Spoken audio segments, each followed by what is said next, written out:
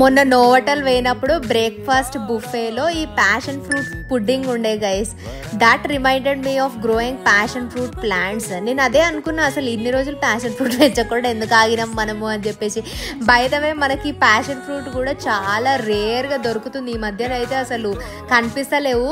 మొన్న లక్కీగా నాకు I got it from an ecommerce website. అసలు దీంతో ప్లాంట్స్ పెంచుదామని చెప్పేసి.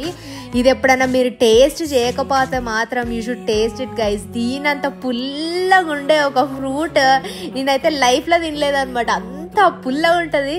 మీకు ఒకవేళ పులుపు బాగా ఇష్టం ఉన్న వాళ్ళైతే you should actually try it, you will like it. And దీంట్లో మనకి సీడ్స్ ఉన్నాయన్నమాట. సో ఈ సీడ్స్ అన్నీ నేను ఏం చేసిన అంటే, ఈ సీడ్స్ అన్ని తీసి మంచిగా వాష్ చేసినాను. వాష్ చేసేసి ఎండబెట్టి, లేకపోతే ఎండబెట్టకుండా దానిపైన ఇట్లా పపాయ పైన చిన్నగా జెల్లీ స్ట్రక్చర్ లాగా ఎట్లుంటుంది అట్లుంటుంది అనమాట.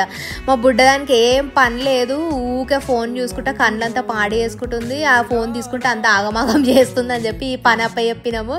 ఈ పని అప్పచెప్పి మొత్తం దానిపైన ఉన్న కవర్ అంతా తీయమంటే మంచి గుసొని తీసింది అనమాట. మీ వాళ్ళు కూడా ఎవరైనా ఉంటే పోరగాళ్ళు ఊకెలో లేస్తే ఇట్లాంటి పనులు అప్పచెప్పండి. It is actually fun to them. ఇవన్నీ మంచిగా ఎండబెట్టేసి నేనైతే ఏం చేసిన అంటే, కొన్నేమో సాయిల్ వేద్దామని చెప్పి పక్కన పెట్టిన, కొన్నేమో టిష్యూలు వేసి చూద్దాము అని చెప్పేసి ఈ టిష్యూ బాక్స్లో మంచిగా పొట్టు తీసినవి అన్నీ ఉంటాయి కదా, బాగా డ్రై అయినాయి, అవి అయితే వేసి పెట్టినా అనమాట. ఇంకా చూడాలి ఎప్పుడు స్ప్రౌట్ అవుతాయో. ఛానల్ మీద కన్నేసి ఉంచండి, అప్డేట్ ఇస్తా.